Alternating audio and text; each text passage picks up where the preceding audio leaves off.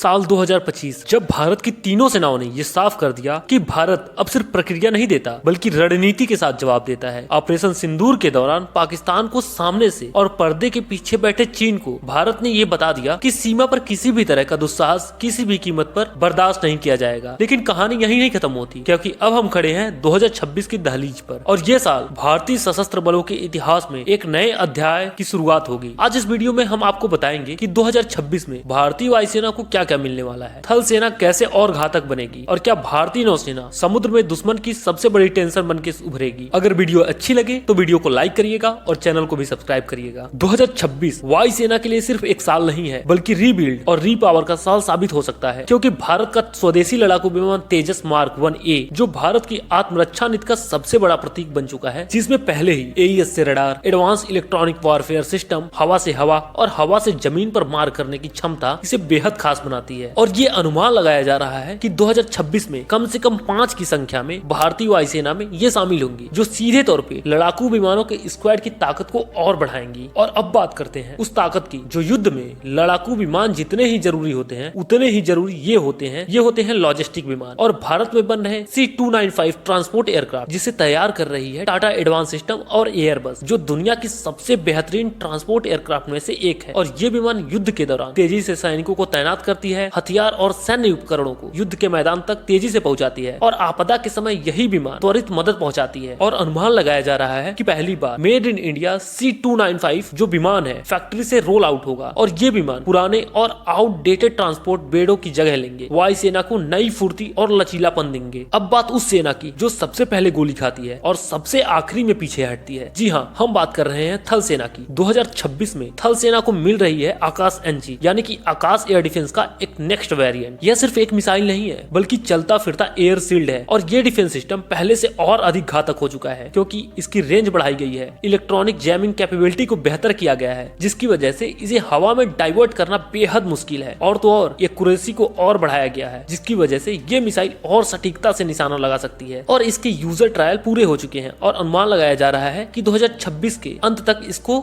हमारी थल सेना को सौंप दिया जाएगा। इसके साथ साथ थल सेना को मिलेंगे हाई एल्टीट्यूड सर्विलांस ड्रोन और real time border monitoring system, जिसका मतलब है कि अगर दुश्मन छिप भी गया तो बच नहीं पाएगा। अब हम बात करते हैं भारतीय नौसेना की, जो दिखाई नहीं देती लेकिन बेहद खतरनाक होती है। 2026 भारतीय नेवी के लिए बेहद खास होने वाला है, क्योंकि इस साल भारत की तीसरी स्वदेशी बैलिस्टिक सबमरीन INS अरिधाम मिलने वाली है। और आसार तो ये लगाए जा रहे हैं कि 2026 के शुरुआत में ही भारतीय नौसेना में इसे शामिल कर लिया जाएगा, जो पूरी तरह न्यूक्लियर सबमरीन होने वाली है, जो महीनों तक बिना पानी के ऊपर आए दुश्मन देशों के दिल में डर पैदा करती है। इसके साथ साथ प्रोजेक्ट 17A के तहत तारागिरी, महेंद्रगिरी, दूनागिरी, बिधंगिरी जैसे स्टील्थ फ्रिगेट मिलने वाली है, जो 2026 में भारतीय नौसेना में शामिल हो सकती हैं, जो रडार से बचने की क्षमता रखते हैं, लंबी दूरी तक मार करते हैं। ये तो वे हथियार हुए जो 2026 में निश्चित रूप से ही भारतीय सेना में शामिल होंगे। और भी बहुत सारे हथियार हैं जो 2026 में शामिल हो सकते हैं। अगर आपको उन सभी हथियारों के बारे में जानना है तो कमेंट करिए जय हिंद। तो मैं उसका एक अलग से सेपरेट वीडियो बनाऊंगा, जिसमें मैं उन सभी हथियारों की कैपेबिलिटी को बताऊंगा